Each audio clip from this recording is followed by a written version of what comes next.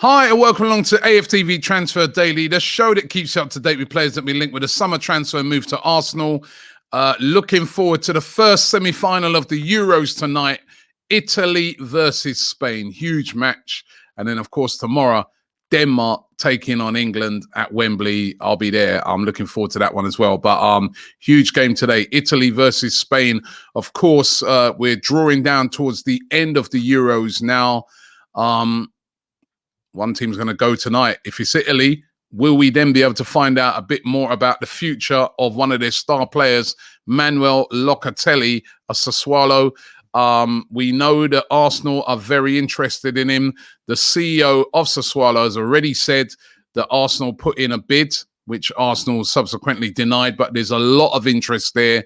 Arsenal want to sign him. So do Juventus. Juventus, according to Fabrizio Romano, are scheduling talks with him as well, but Arsenal seem to be the club that have got the money on the table. Can they get this deal done once the Euros are completed, or will we miss out on another big target? That will be revealed over the next couple of weeks once he finishes that tournament. One player is looking like we are going to miss out on is Edoardo Camavinga. Arsenal were very interested in him. Mikel Arteta said to be a big admirer of the 18-year-old. He is a brilliant player in the heart of the midfield here for Rennes.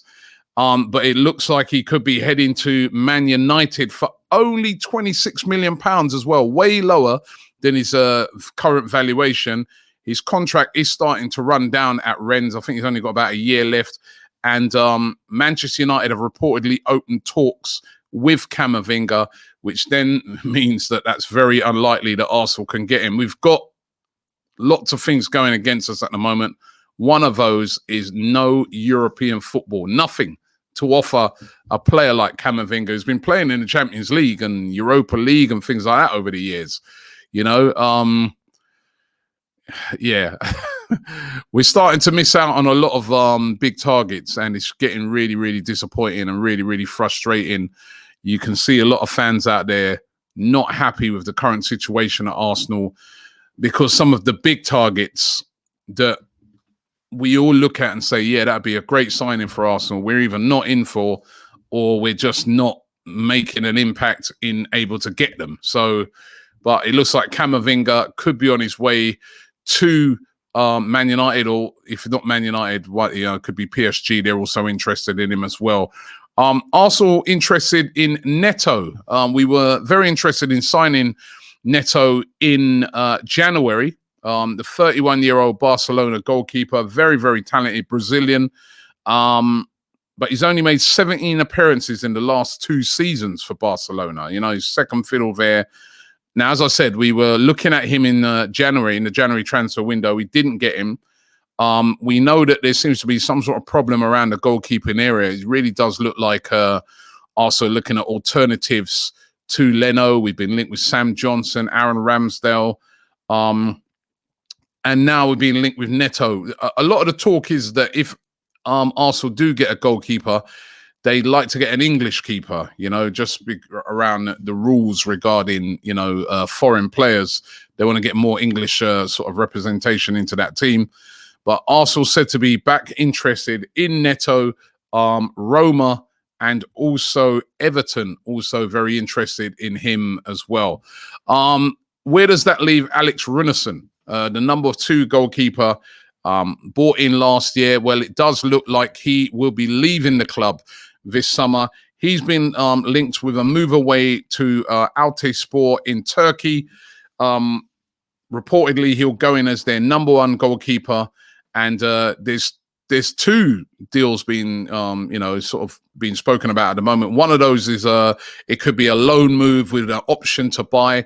There's also been talk of a permanent deal, but it does look like Alex Runarsson, excuse me, will be leaving Arsenal this summer. Who sanctioned that deal? You know what I mean? This is why you start to lose trust in what's going on at Arsenal, because the Alex Runarsson deal, you know, bought in, he's been an absolute disaster, really, hasn't it? He played 2 games, was poor in those games, And then now all of a sudden somebody's looked at it, you know, and they've just said, you know what, he's not good enough. And now we're going to be selling him again. And apparently he was on about 40 grand a week. I mean, you really have to wonder sometimes with some of the transfer activity that's gone on in and around Arsenal. You really do have to wonder, and that's just another example. Alexandre Lacazette could be on the way out as well. Lacazette has been linked for a while now with a move away. Funny enough, there's been a couple of different rumours. One of the rumours is that Lacazette will stay at the club and that they'll give him a 1-year extension. The other rumour is that Arsenal are desperate to sell him. They want to get rid of those £182,000 a week wages that he earns. He's only got 1 year left on his contract after this one. And Arsenal said to be willing to take about £25.2 million for him. A real drop in what they paid for him. I mean, you know, they paid that quite a few years ago. You know, they paid nearly double that for him. Had a good season last year. He was a top goal scorer for Arsenal. But it does look like Arsenal, in order to be able to sanction other deals, want to get Lacazette off the wage bill and are looking to sell Lacazette. And again, if we sell Lacazette, then will we be bringing in a striker? Because he's one of the few strikers in the team that's able to hold the ball up. You know, he's a different type of striker to Aubameyang, and he's a different type of striker to, you know, Martinelli. I understand the need to lower the wage bill. I understand that Arsenal don't want him to go into the last year of his contract, but who is going to replace him? Because we don't have another striker of that type. So again, big decisions to be made this summer. Eddie Nketiah was offered a 1-year extension on his contract, but apparently he's reportedly turned that down and he's not interested in signing an extension. Wants guarantees of playing first-team football.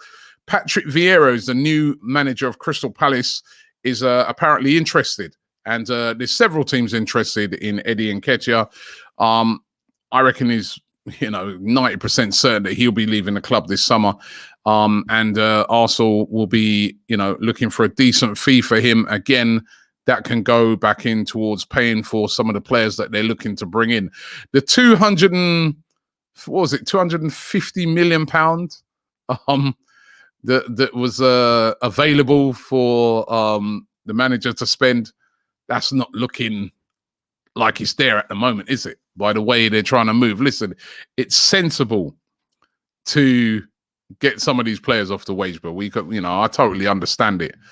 But yeah, there's some targets out there that I just look at and I'm saying obvious fit for Arsenal that we just don't seem to be in for at the moment. And it is worrying me a bit. Yeah, it's still early in the window, as I keep saying to people, but want to see some movement. One of the movements, Albert Sambi Lokonga, we speak about him almost every day. We're being told that that's getting very close to completion. Everything's been agreed on that.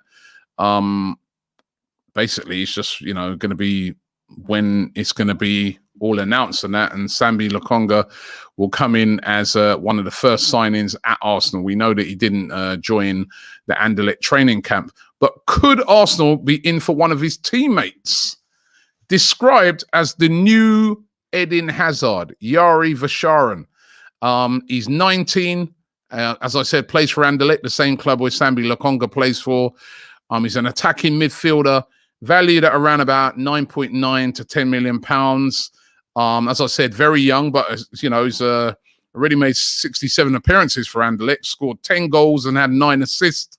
Has had a full Belgium cap as well, and the manager of Belgium speaks very highly of him. Everybody's speaking very highly of this kid. He is a prospect, as I said, only 19. But Arsenal said to be showing an interest in him as well, looking to raid Anderlecht at the moment. So let's see how that one develops out. We definitely need an attacking midfielder, that is for sure. And again, I'm not seeing a lot of movements in that area. I'm just seeing targets falling. That attacking midfield area is so important. And we've already missed out on Buendia. Odegaard's returned. Not really hearing much about Hossein Mawar. Who is going to be that player that's going to come in that position, because it's so important. We really do need to sort that position out. That is going to be one of the big ones for this summer. I don't think Arsenal can go into a new season without having filled that position adequately, or we're going to be in problem. And you know, you look around and you see what some of the other teams are doing strengthening wise. I mean, look at Manchester United, Sancho, they're looking at Camavinga, they're looking at Varane. All right, I know they finished way above us, but that's a team that's finished way above us. And look how they're strengthening. And we finished way down in 8th. And I'm not seeing those big signings yet. You know what I mean? You know, Sambi Lokonga, positive, but a prospect. Yeah. Ben White would be a great signing, but is it exactly what we need right now? You know? And Nuno Tavares, great signing, but that's a backup. What about those signings that are going to elevate us to the next step? Could it be a Locatelli? We got to get a couple of big ones in this summer if we are to move from our current position, which is 8th in the league, which it was last season. If we're to go above that and start to try and get into the top 4, got to strengthen and got to strengthen well. Man City are going to strengthen. Chelsea definitely going to strengthen. Liverpool are going to strengthen. Right? They've already strengthened. They've already brought in a defender. United, as I've just described, that's the top 4 already. They're all strengthening. Leicester are strengthening. You know, this is a very, very important window for Arsenal and for Mikel Arteta. He has to get it right, him and Edu. No more Runnersons and Willians. These ridiculous signings. They have to get it right this summer. Thanks for watching the show. We're going to be back tomorrow. Don't forget AFTV News Daily tonight, where we fill you in all the news happening throughout the day. But looking forward to that game tonight. Italy versus Spain in the Euros. Thanks for watching the show, and I'll see you in the morning.